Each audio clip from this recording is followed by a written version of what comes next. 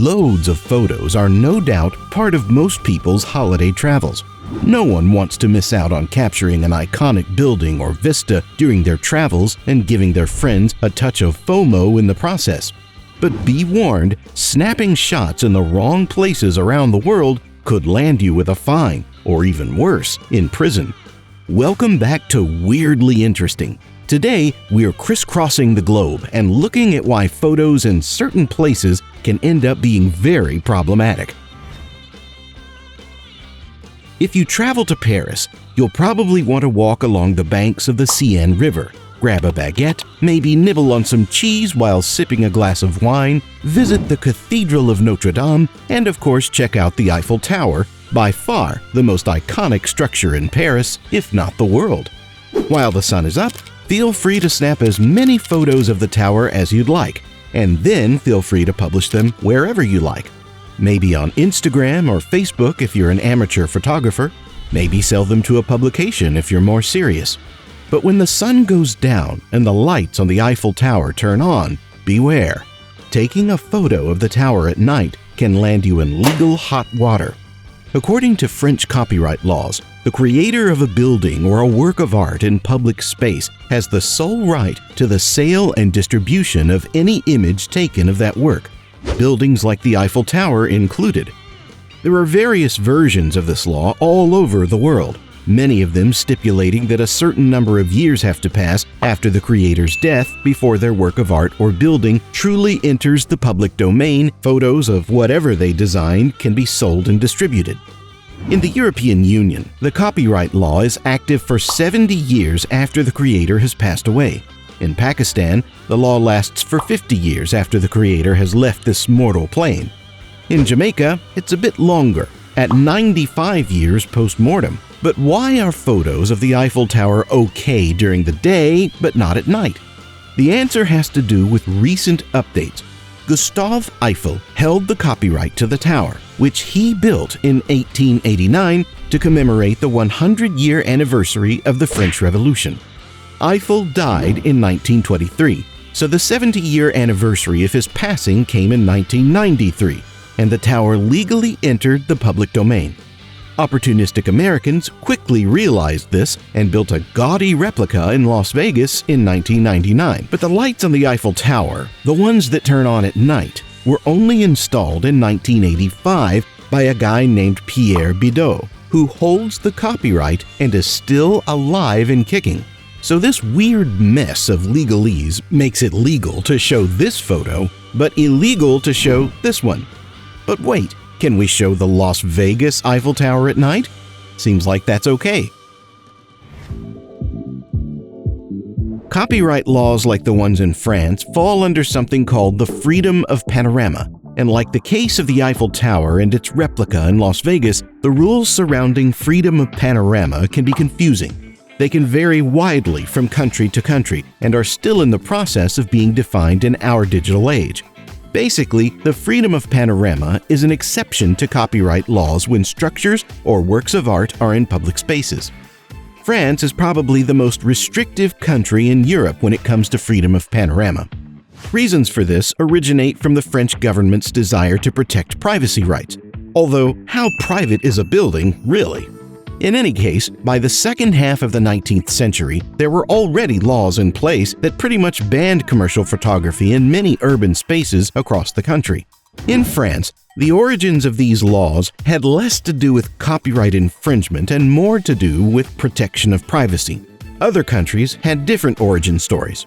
In Italy, for example, the predecessor to copyright laws in public spaces had more to do with quote-unquote preserving cultural heritage. In the 18th century, the Kingdom of Naples and the Vatican prohibited the reproduction of archaeological sites and artifacts.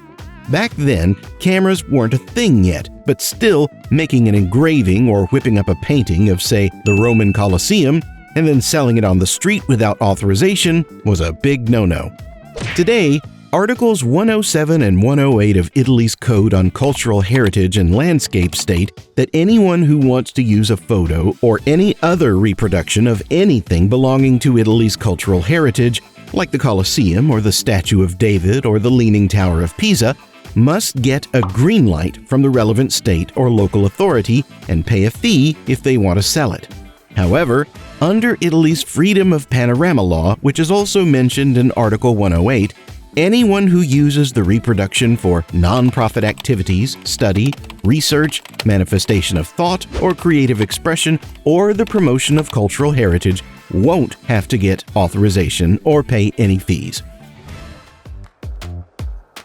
But can you sell a photo of the Colosseum and promote its cultural heritage? It's a gray area that doesn't seem to be addressed in Italy's code. To make things even more confusing, there's now this thing called the Internet. Back in 2007, the National Trust of Florence got mad at Wikipedia for using images of paintings from various museums in the Italian state. This dispute led to 2 different inquiries by the Italian government, which ultimately led to, well, nothing, really. There was no decision one way or the other about the legality of the images shown on Wikipedia, but the site took them down anyway, despite being a non-profit, and despite the fact that displaying the images certainly could help promote Italian cultural heritage. The Florence versus Wikipedia case is just one of many strange gray area instances of freedom of panorama laws coming into conflict with the right to privacy and the dissemination of information on the Internet. If we go back to France for a second, we'll notice that it's illegal to sell or disseminate any copyrighted public work like the nocturnal Eiffel Tower.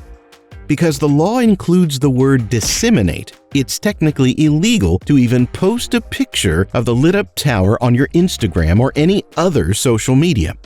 Other issues have come up too.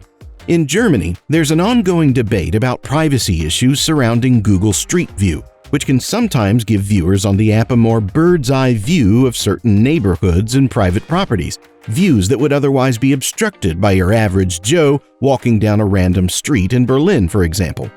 And what about AI? If you write the Eiffel Tower lit up at night into one of the many AI art generators that have popped up recently, can the French government fine you? Or the app developer? Or even the AI itself? Will we see court cases like the National Trust of Florence versus the Wonder AI art generator?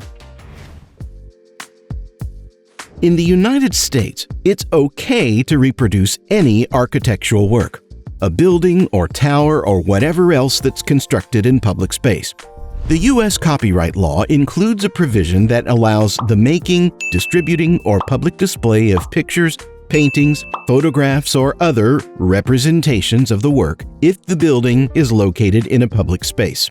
But things get hairier when it comes to statues. Selling photographs of statues constructed in public spaces is very much not protected under the U.S. freedom of panorama and copyright laws.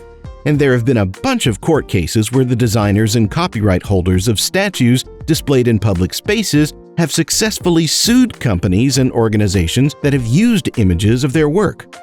In the 2006 case Gaylord versus United States, the designer of a Korean War memorial sued the United States Postal Service for using images of the statue on some of their stamps.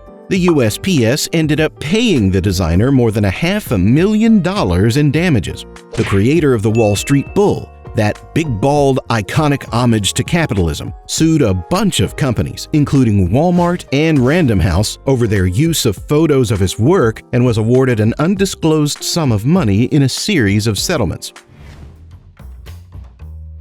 The moral of this story, it seems, is that you should probably be aware of what country you're in if you're looking to snap some shots and either post them to social media or use them on your company's website.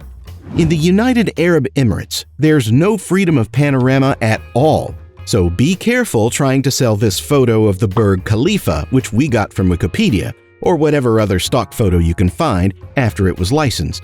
In Australia, a piece of the landscape itself is even copyrighted. Taking photos of Ayers Rock and then either posting them on social media or selling them without a license can land you with a fine. This one comes from the Aboriginal belief that the rock is sacred, and taking too many photos of it can degrade its sacred nature. Fair enough.